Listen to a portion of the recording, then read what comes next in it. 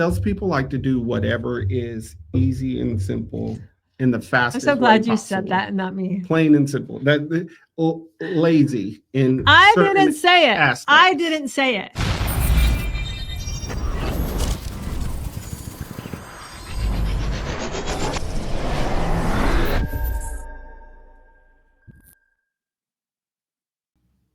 Hey, welcome to episode number 1 of the Social Grenade podcast. And my first guest is Phil. Phil is my guinea pig on just about anything I want to try. He shows up. I go, hey, come by my office and bring XYZ. And he shows up. And then we test out my theories on what will work social media wise or not. And most of you, if you have followed along on any of my courses, have seen that most of the examples that I have in there are from some of those guinea pig moments that Phil and I have shared amongst us, whether it was the tattoo post or the red versus white flowers or any of the things that I was like, hey, test this stuff out.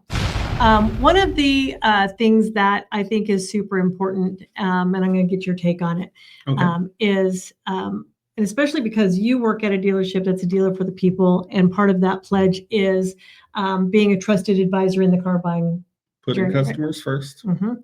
And so one of the things that I think that salespeople miss on social media is being that trusted advisor, right? So on social media, and you may be it, like if somebody called you and said, hey, Phil, I don't know about this thing, and then you would tell them, but they're missing it on social, right? So I was probably in my 50s before I discovered how often I should rotate my tires.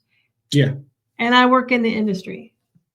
So if I am that vehicle illiterate, can we not make a quantum leap assumption that the majority of other humans out there in the world are that illiterate as well? And if we think about like the service department, like they don't come and tell you, like they'll go, yeah, we think it's time for you to rotate your tires. And I'm like, how do you know? Yeah. Right. But there's a formula to it. There is. Right. But most people don't know what that formula is. So when you tell me, I think you're just trying to get money out of me. And you're not telling me why I'm rotating my tires and like when it's due, any of those things, right? So when should I rotate my tires? Every 7,500 miles. Right. So if I'm running on synthetic oil, that's like every oil change. I should be expecting to change my oil and get my tires rotated. Yes. But that's why they should tell you with synthetic that you run every 7,500 miles up to 10,000. They say 75, so you'll rotate your tires at the same time. Right. And so why aren't salespeople then making social media posts that are educational, telling people why they should rotate their tires and when they should do it? Wouldn't that make you a trusted advisor? So let's say I didn't know you, but your crap pulls through my feed and it says, did you know that you should be getting your tires rotated every 7,500 miles? And here's why. So your question is, why do people not make that post? Because they don't think of it. Right. And so but if you want to be my trusted advisor, so if I didn't know you and you made that post, right? And I was like, oh my gosh, you know what I learned today? I learned that I should have been rotating my tires every time I get my oil change. And I'll tell you that I have a Jeep 4xe and it came with free oil changes. Otherwise I would be servicing at Roper Kia like I always do. And so the last time I got my oil change, she said, do you want your tires rotated too? And I said, yes. And thank you for finally asking me. Fair enough. Because like, I don't know it. And my Jeep tires will be expensive to replace. Oh, a lot of money. Promise you. Why would you not be that trusted advisor for me, right? So as a salesperson, even though you're not the service guy, right? But you're the guy that I should be talking to. I don't know the service guys. I only know not you. At all. Very, very true. Right. So I should be getting my information from you. So if I didn't know you and you were telling me about getting my tires rotated at 7,500 miles, I'm like, oh my gosh, I would go home and tell Brian, you know what I learned today? And he'd probably go, yeah, of course. But he doesn't take care of my oil changes or my tire rotations. No. I do. Right. And so, but if you told me that, now you're a more trusted advisor to me than Brian is, because Brian never told me that. Now, Brian never said, hey, it's time to get your tires rotated. I'm like, Phil told me. Right. Right. So then now, if you have elevated yourself like that on social media, when I need another vehicle, like, why would I not consider Phil the only person I trust? Because he's the only one that's told me how to take care of my car. Facts. Right. So what? That makes sense. So should I go see if you've done that lately? Yeah. I'm going to look. The answer is no. I'm looking anyway. But I bet I read that post by the end of tonight. Okay, I'm gonna go to present. I'm gonna see. We're gonna walk through Phil's social media. Let's go. Okay, this is Phil and his lovely wife Kayla and his beautiful children.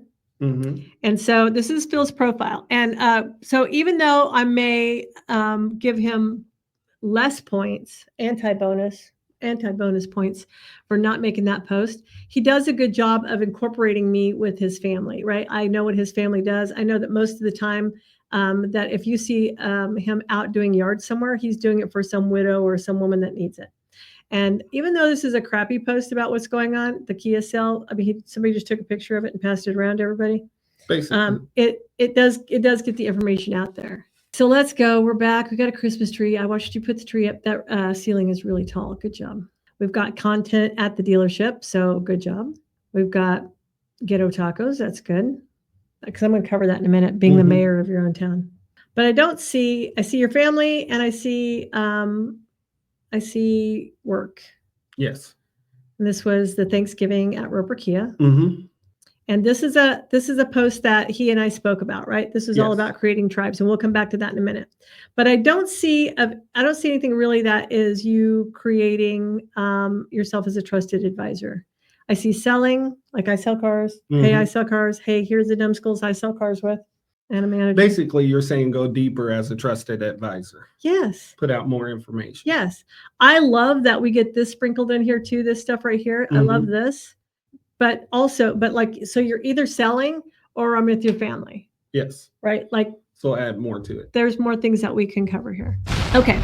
So no service tips, but finance tips. So like, I'm going to tell you that one of my employees, this is the God's honest truth. Mm-hmm. I almost cussed. This is the God's honest truth. You can cuss. It's okay. I know it's a podcast. You're on the channel. So one of my employees, I run an outsourced BDC. Okay. And she said, she's like, I have this customer on hold, and they want to know what gap insurance is, and that's that insurance, right? So whenever you get pregnant and have a baby, and you need to stay home on maternity leave, it'll cover your payments, right? And that's she works interesting. In the industry, right? And so if you think about that, like let's say that out of 100 people, 20 people understand what gap insurance is.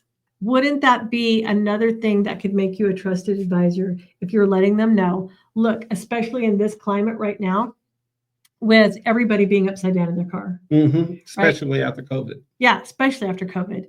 And so why would anybody leave the dealership without gap insurance right now? Only if they're in a very good equity position. Yeah, seriously. Otherwise, if they're in great equity, I understand. But if you're not, I mean, it's foolish and it is malpractice for you to not. Yes. For you to allow them to leave without it. Yes. I think it is. It's not smart at all. No. And so you could be social media posts telling people that.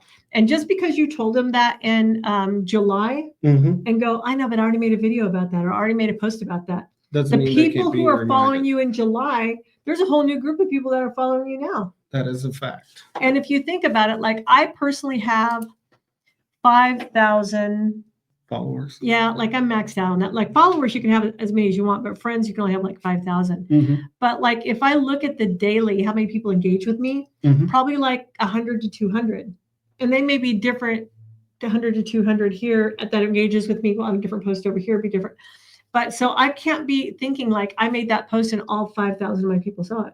No, because they didn't. Every month you should have a gap insurance video or a post every month. Okay. Because literally they don't know it. And the new set of people need to see that information.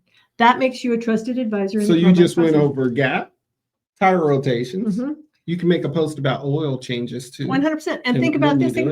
So one of the things that, so when I first went to work at Roper Kia, Nathan Conway was doing my first loan that I got there, my first car. I'm like, I just want this. I don't want you to put all the other crap in there. I just want this. And Nathan sent me down. He goes, Robin, let's discuss this. He goes, I'm not here to sell you anything. You work here. But why would you buy a pre-owned vehicle that we bought at auction that we don't know who that driver was? It could have been a teenage boy that got it for his 19th birthday and drove the wheels off of it. And it got reconned before it sent to auction. He goes, or it could have been some little old lady that took great care of it. Whatever. He goes, but we don't know that. But why would you buy that without a service warranty? That protects you. That protects you, right? And I was like, well, I mean, I don't know, have you done an inspection on it? He goes, yeah, we've done an inspection on it, but That doesn't mean something's not going to break later Right. on in life. right. Yeah. And so once he explained everything to me, I was like, yeah, why would I not? Mm-hmm. You know, it only makes sense. And so then I never bought a vehicle after that didn't have a service warranty on it or extended warranty, whatever they're You called. bought a new vehicle. Did you put a warranty on it? No, I leased it. Oh, well, you don't have to. No. Lease is a different ballgame. Yeah, I don't buy vehicles. I only lease them. Okay. So that was really important, that education piece, that I was so glad someone finally explained it to me. Mm-hmm. And so are you explaining it to your customers? Oh, yes. Like on social media before no, they not become on your social customers. media. Okay. Okay, so basically we need to step up the social media. Yes, with because those are explaining your to future customers. customers, Mhm, right? They're the agreed. people that are trying to decide where to buy a car and who to buy it from. Mhm. Not Frosty. Yes. Nobody buys a car from Frosty. I mean, maybe some of his friends, I don't know. But nobody buys a car from Jack Frost. They Right. buy it from Phil. They Mhm. buy it from Woods. They buy it from whoever, right? Yes. And so you have to be the one that educates them on the stuff. You're right. Right. So become the trusted advisor in the journey. So service tips, finance tips, explaining gap or servants warranties, the added value. And now one last thing. Okay. So we all know this language. And when I first got in the car business, I didn't. There's so much jargon Mm-hmm. that we're just, after a while, it becomes our second language, right? And it comes with ABS, blah, blah, blah, blah, right? That's back in the 90s and 2000s, right? But nobody knows what that means, but nobody wants to be the stupid person to go, I don't know what that means. No, we still have people ask about that. Yeah. So why can't you just tell them ahead of time, right? Right. You know that the first time I ever drove a vehicle with lane assist was a rental car. Mm. And I was like, I didn't know what it was. And all of a sudden I'm like, why? I want to go over there. Why is it not letting me go over there? Why can't we explain that to people before they get to the dealership on social media? We can. Okay, but why don't we? We haven't. No, we don't. I mean, it's not something that is, I mean, the jargon, whether it is lane assist or smart cruise control, predictive forward cruise collision control, warning, or any of the features. Yeah. And so if they knew, because you have such a short window of time when they're there with you, that if they were brushed up on it ahead of time and they're like, Phil knows what he's talking about. Phil knows about this thing and this thing and this thing. And then they're going to get in the car and they're going to tell you, hey, tell me again about how this thing works because I saw your video on it. And so you can start educating. So all social is supposed to educate, enlighten, or entertain. And if you're not doing those things, then you're just like right now, you're selling and you're showing me your family. You're selling and showing me your family. That's all. But that doesn't mean I'm educating, enlightening, or entertaining. No. Okay. No. Okay. That's a fact. Okay. So we've covered what? Showing lane you need paper, don't you? Yeah. There's so many things that you can do just off of spinning off of that idea. Or why buy new? Why buy used? What are the new bells and whistles? How do they activate? How can you turn them off? Bluetooth, UVO. It just trickles down. Why do you get your oil changed once a year instead of every 3,000 miles now? There's a huge trickle effect. Right. And the things that you're saturated with all the time, but think about the person who buys a car every 5 years. How much technology changes in 5 years? Monumental. Yeah, absolutely. Yeah. I mean, even think about, let's go from whenever they rolled out the new Kia Sedona to now the Kia Carnival, right? Yes. I mean, that looks like a piece of crap wretched hoopty.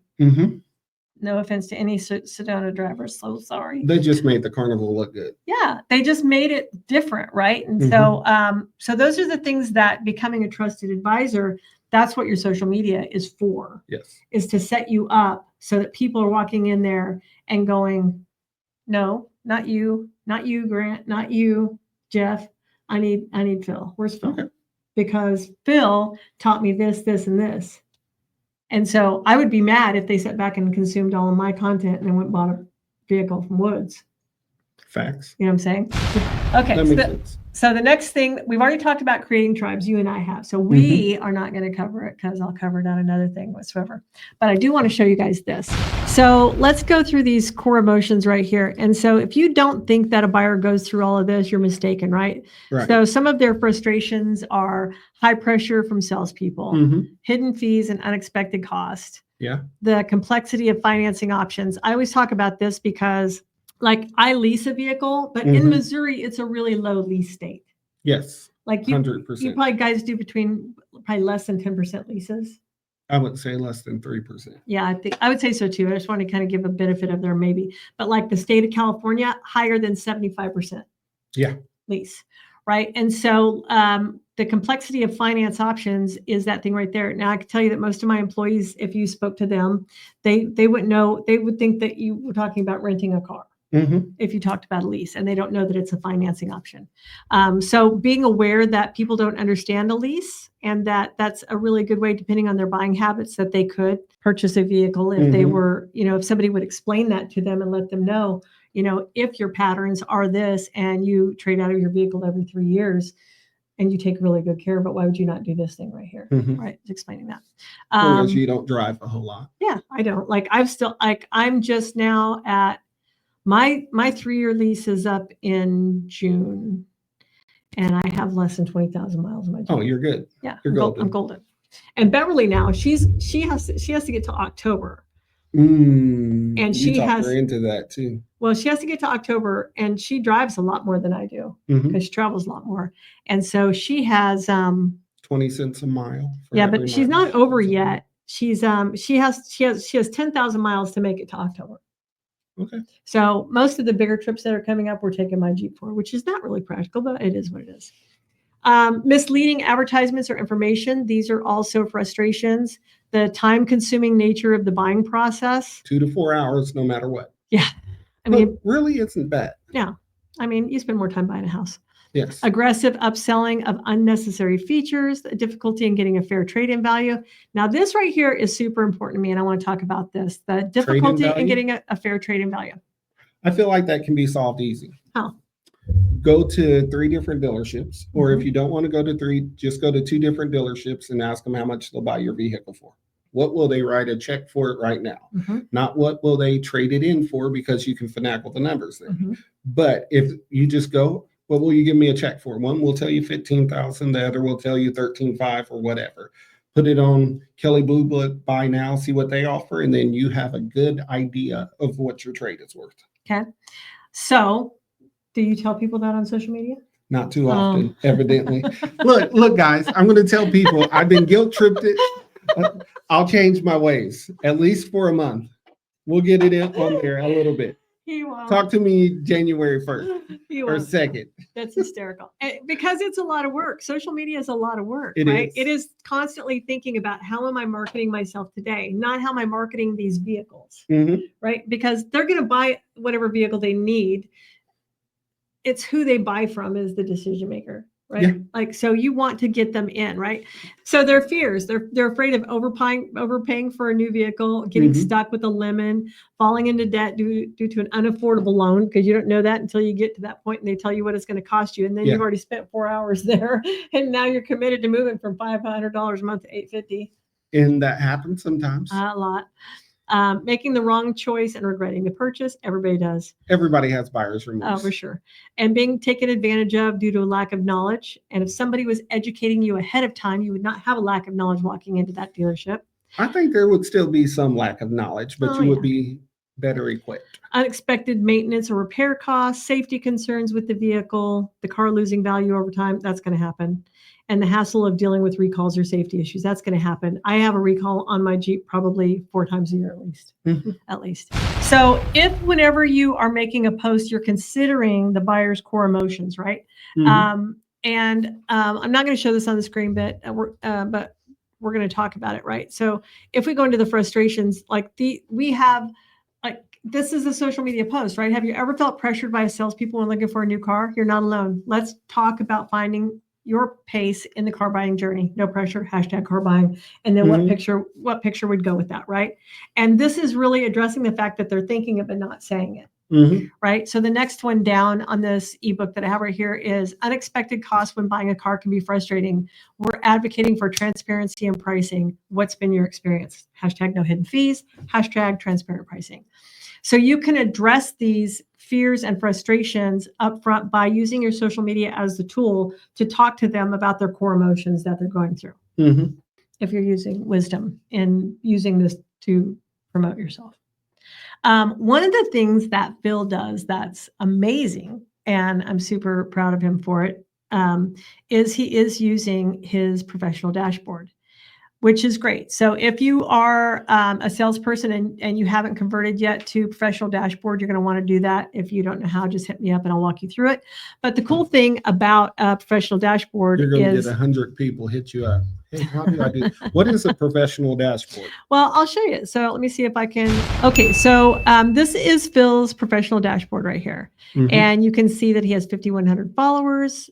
Facebook is really kind of gamified you being able to, you using your dashboard for, like they'll go, okay, you're at level 3. If you do X and Y, you get to level 5. Mhm. And so it's like they've gamified it, which is cool. And so one of the things here, it says you're eligible to start earning with subscriptions. I haven't figured this out yet. Only because I have time to stop it and think about it. But the thing that he can see is what does his performance look like right now, right? And if we clicked see all, if I actually had his phone pulled up here, we would get to see all of his analytics right here. But what we can see from the previous 28 days is that he's up 24,800 views from the past 28 days. That's awesome, right? So he's doing something and he's trending up. And from the previous 7 days, or from 7, he's up 7 in the last 28 days. He's up 7 net followers. So he's gained some followers.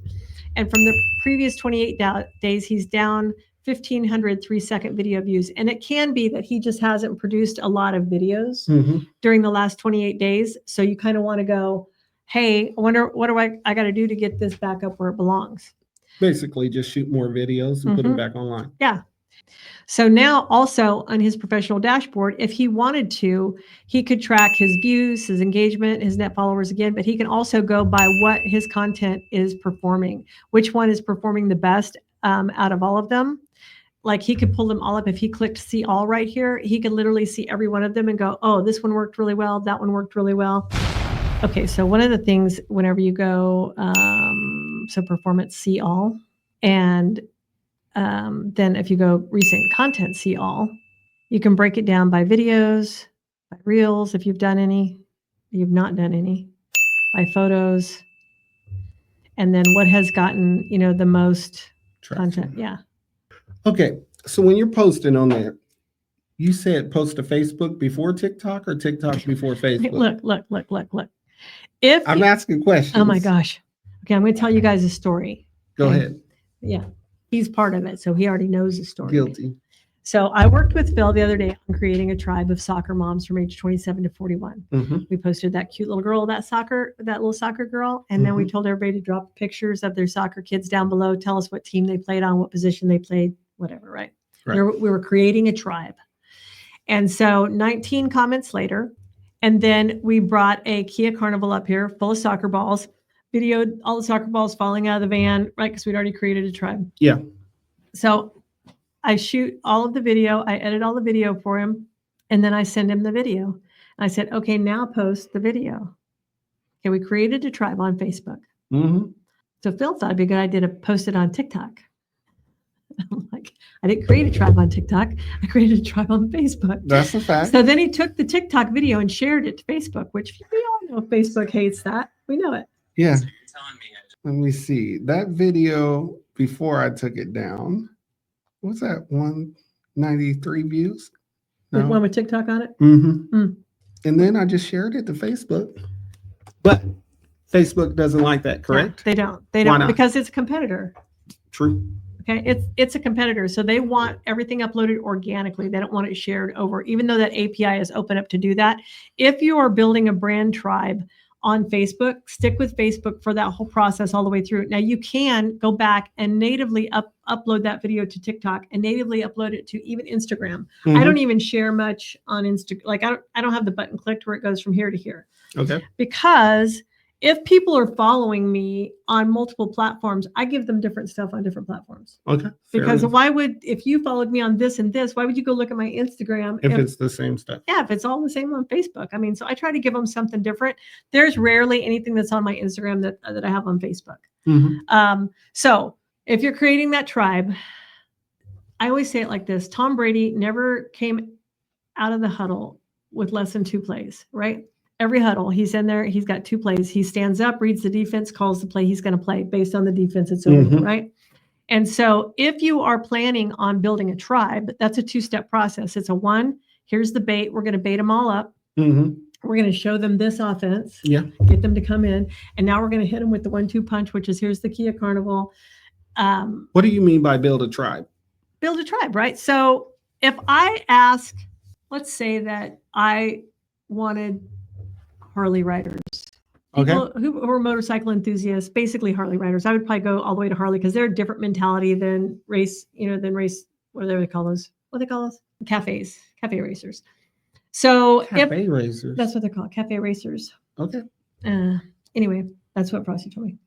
Okay, so let's say that I want to build a tribe of Harley riders because my end goal in mind is I've got a badass fleet of Ford Raptors, maybe a couple of Shelby editions in there, whatever. Mm-hmm. And that's what I have for sale at my dealership, and I've got to find the right audience for them. Right. So I'm going to start, that's my end in mind. I'm going to move forward and go, what do these people look like? So now I'm going to go, okay, so I'm either going to go construction workers ain't driving a Raptor because they're not putting a ladder in there. They're not putting a toolbox in there. They're too fancy for that. So these are the people who purchase vehicles as toys. Yeah, as toys, right? So Harley riders don't buy Harleys for transportation. No, they buy it because it's a Harley. Right. Mm-hmm. Okay. So if I know that that's the mentality of a Harley rider, so now I'm going to create a post that's like, man, the weather is beautiful today to take a ride.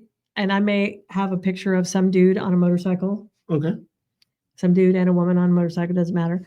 And I'll go, drop me a picture of your bike, or the weather's crappy. Let's say the weather's crappy today. Weather's too crappy to go for a ride, but I can at least fantasize. Mm-hmm.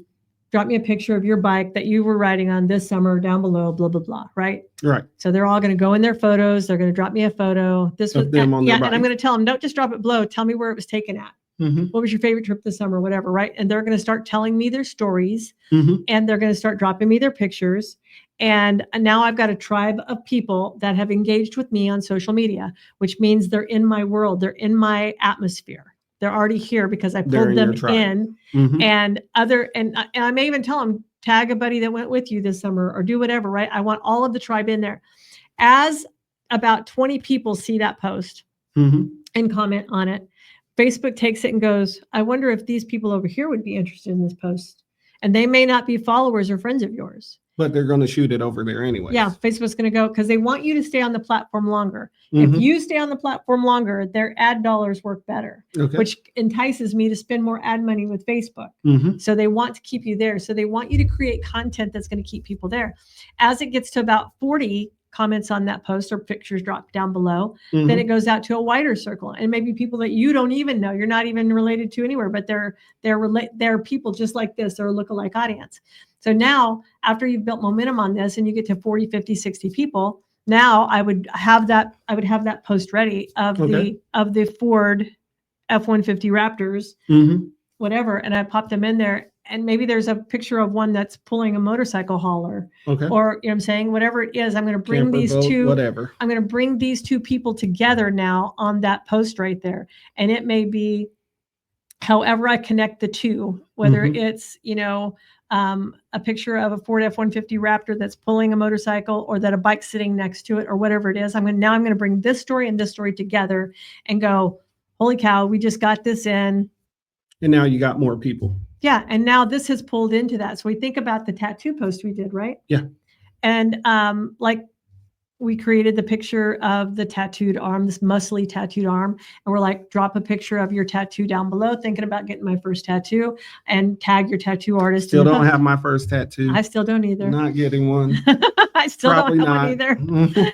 And so we did that, and we could tell by the comments that was on there who that tribe of people was. And I'm like, now we're like, drop a picture of your hottest, freshest trade right here. And here was the comments. The comments would be, what would your budget allow for this vehicle per month? Drop me a number down below, whatever.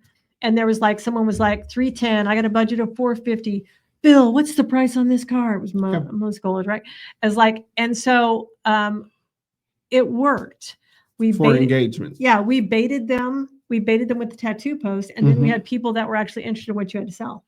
So it's football season. So in other words, to build a bigger tribe, on Sunday, I could post, hey, post a picture of you in your team jersey or whatever team you're rooting for. You're going to get 10 to 100 comments, no matter what, or posts. Then next, I would post a picture of a fresh trade or a new car or a video. Yeah, and I would something to do with Kia. Yeah, but I would probably, absolutely, something to do with Kia, something you're selling. So I would look at them and go, of this audience that I attracted, woman, man, whatever, and then go of these, what is the most similarity in them, and then go, oh, these ones are all parents, so maybe a third row SUV, a blah blah blah would be the post, because like I wouldn't have done the tattoo post and then posted a picture of a Toyota Yaris. Gotcha. Right? You did a Chevy Camaro. Yeah. So that was wise, because that goes along with. So make sure they connect no matter what. Yeah. That So makes sense. Think about it. Like that's what you do to create a tribe and then create what you want them to see. So Gary Vaynerchuk always says jab, jab, jab, right hook. Right. So the jab is when you give them something, or you're entertaining them, or you're doing something that they play along with. You know, here's a picture of 25 little Debbie snacks. Which two are you keeping? All the rest of them have to go. Those are all things that are just keep your audience engaged with you and help you to have a page that's fresh and alive. So it isn't always just talking about service, talking about finance, talking about cars, talking about sold customers. Sometimes it's just entertain me. Right. Entertain me. And we want to be entertained. Yeah. I became a student of of how I behave online. So if something stops me, I scroll back to it and go, why did it stop me? How many other people did it stop? And then you recreate it. Yes. I screenshot it, throw it in my phone and go, I'm using this one later. Okay. That makes sense. I have a folder in my phone is just of stuff that I see like had 250 comments on it. And then I go, can I use this? Is it too edgy? I always try to consider my brand too. So is it too edgy? Which for me, there's not a whole lot of limits because I'm my own boss. Can't fire yourself? I almost fired myself today, but no. Okay. But no. So you and your social media is lacking. And you're probably the star student that I have. Unfortunately, fortunately. Still stuck. Listen, I just got to do better. Yes. And do so, and why, and I'm not pitching right here, but it's why we created Social Grenade.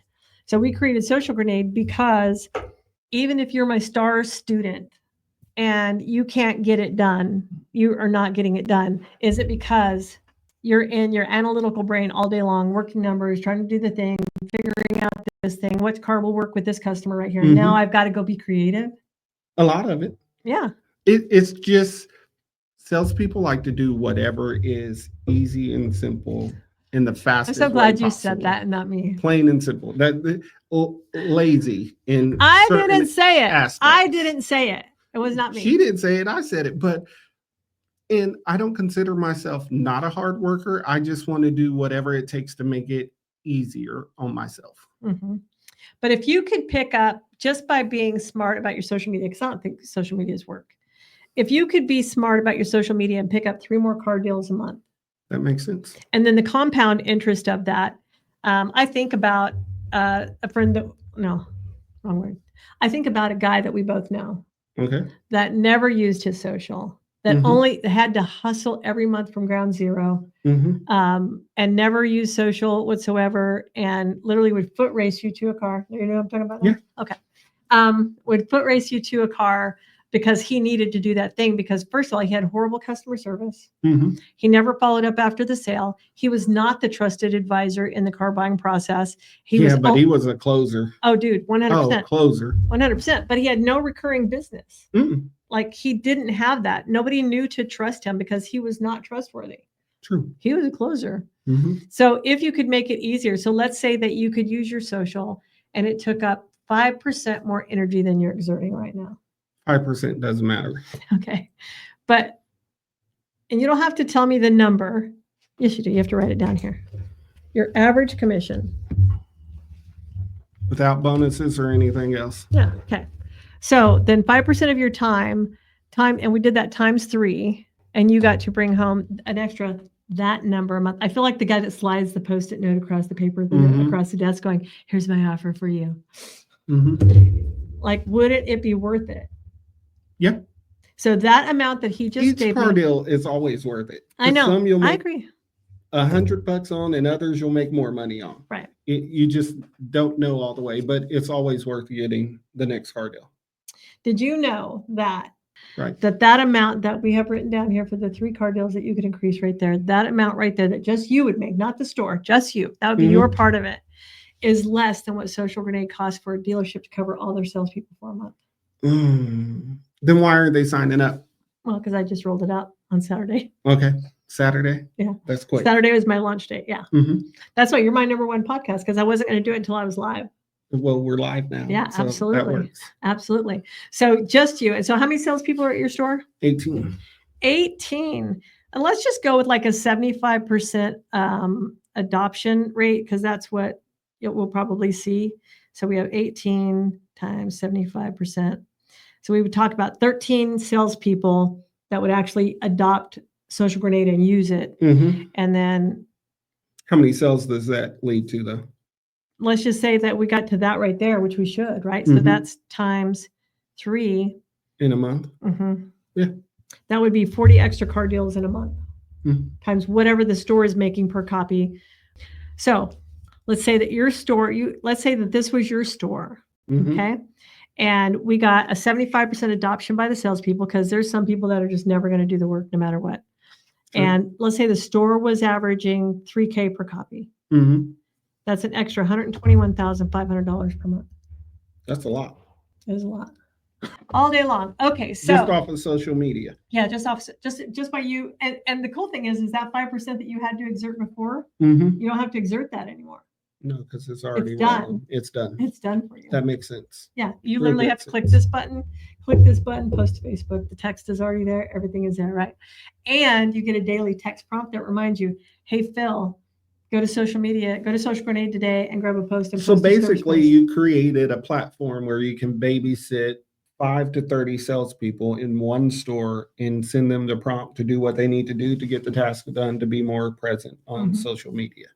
Because we want you all to be like, I want your store to be the store that everybody wants to go to. Right.